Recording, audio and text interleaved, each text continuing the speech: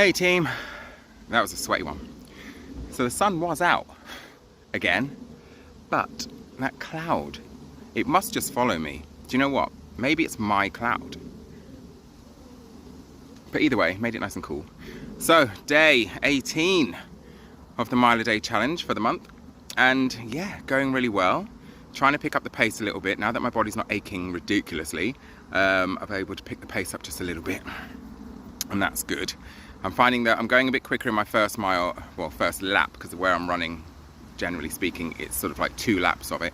So the first lap I go off a little bit quicker now, but then I feel that in the second one, and it's tough. But then I'm sort of half motivated because I know it's a second lap, so I know that every step and every turn of this estate, it's close to the finish. So that's a win. Yeah, so it's quite tough. In the second lap, I got a bit of a stick creeping in towards the end, but they say no pain, no gain. Sometimes you can have pain and still get no gain. So yes, it's going really, really well. Day 19 is going to be a tricky one. It's my eldest's birthday tomorrow, so I may have to sacrifice the run tomorrow and use that as a rest day, so I can make the most of the day with them, because I don't want to cut it short, so just so I can fit this run in. But depending on what we do, if I'm back in time, I will do the run.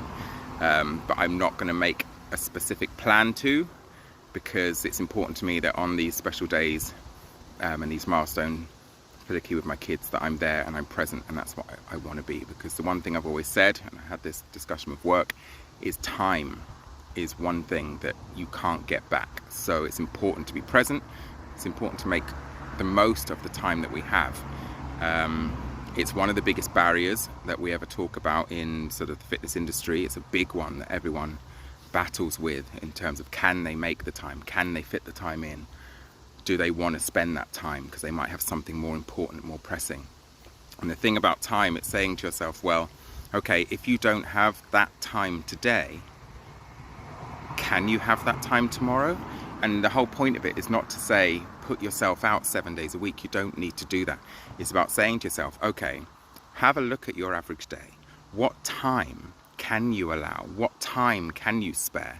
And I always say this one thing to my clients: tell me how many days a week you potentially want to train. Now, I always make a point of saying, when you tell me how many days a week you can train, I want to know how many days you can train without fitting it in. Days that you feel you've got free enough to train without trying to squeeze it in. Because if you're going to squeeze something in, you ain't going to do it. So start with that, and the same's with time. Have a look at your day. If you say, for example, let's say you work a stereotypical 8-hour day, and then you've got a few bits in the evening where you can chill, or some downtime.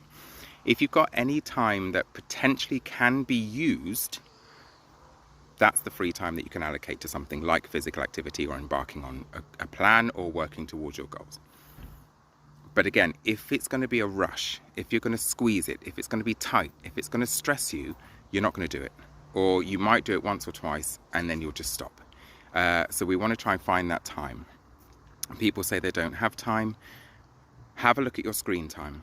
So this is a thing that we can obviously do nowadays with technology and everything that we couldn't do back in the day with PTs. Your phone will record how often you are on it. It will tell you how often you use certain apps. It will tell you how long you spend. And I think there's something like a scary statistic which says that most people spend like at least 4 hours a day, is it, or something, just scrolling on their phones. I'll have to check that. That fact might have changed. It might be completely fabricated.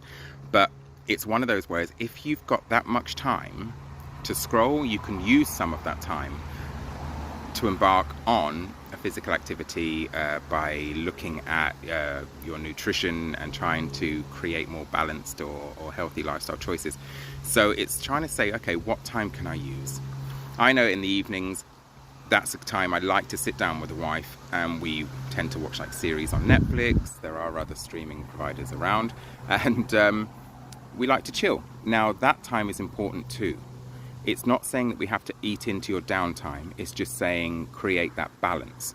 And, you know, whilst I like to sit and we watch, and sometimes we binge watch like a whole series, you know, like 8 episodes or something. We'll just sit there and write back to back to back to back. And again, that's good for us because it's our downtime. It's late at night. I'm not going for a run at 10 o'clock at night. So try and say to yourself, okay, how about if I want to watch a movie or I want to do that, let's do something before I do that. Like today, I've gone out for a run before I'm going to start settling down, getting the kids ready for bed, doing all the bits and pieces that I do with my wife. So it's trying to find, like I said, strike that balance, find that time, align it with your goals. You don't need to do endless hours of workouts. You don't need to do endless hours of food prep. You don't need to do all this stuff. It's very specific to what you're training for, and it's very specific to your goals. So it's important to remember that. Okay, I feel like I've cooled down a little bit. I don't think I'm as shiny. So that's a positive. So day 18 went really well. I'm proud of myself for doing it. And on another positive note, I looked at myself in the mirror today and I noticed a physical change. So, like I say, it's taken 18, pushing, like I say, towards the 20-day mark. And I've always said to clients, the first 2 weeks is going to be the chance where you're going to feel the difference. You'll feel whether you're a little bit fitter, you'll feel whether you're a bit stronger, your recovery fitness will be improving, so you won't be as tired, you might have more energy. Those are very real things that you'll notice in the first couple of weeks. As you push towards week 4, that's when you'll start to notice some physical changes, or at least the people around you might notice that before you.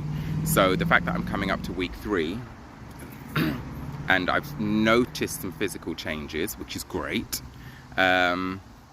that's a big boost as well. That's a big plus, because it's something that I was going for as a slight shape change. I wasn't bothered, like say, about my weight. It was more about changing my shape, because I know that my shape is a big thing that makes me feel comfortable, particularly in clothes. I can't afford to buy new clothes right now, so it's one of those where I need to make sure that I still fit into my clothes. So yeah, that's a win. Yeah, a win. Okay, so on that note, I will leave you. So thank you very much for listening. Thank you very much for following and taking the time to follow my journey. Yeah, and if you do know of any other challenges, hit me up, because I'm looking to see what I could possibly embark on next month. Possibly.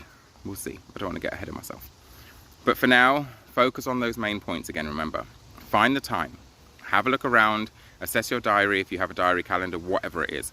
Have a look at your average day. See if you've got any downtime. Remember, it only needs to be 10-15 minutes. It doesn't have to be a long time, because I know that an hour can be daunting for many of us to try and make that time. So if you can fit 10-15 minutes in without squeezing it in, where you can say, yeah, I could do that during the ad break, then crack on and do that. And then you want to find that time a few times a week. Start off with, even 2 or 3 times a week, where you can say, right, I can do 10 minutes. And then instead of adding more days, that's when you say, right, can I actually add an extra 5 minutes? Can I add the extra 10 minutes? So then you're saying doing 15-20 minutes a day instead of the 10 minutes. And again, that's progress, because you're doing longer, you're going to be exerting for longer. And baby steps, but celebrate the victories. Remember, the little victories. Always celebrate those victories, because that's going to motivate you, and then get those people on your side who really genuinely support you, and get them to celebrate those victories with you. I'm going to leave it there. So thank you very much for listening.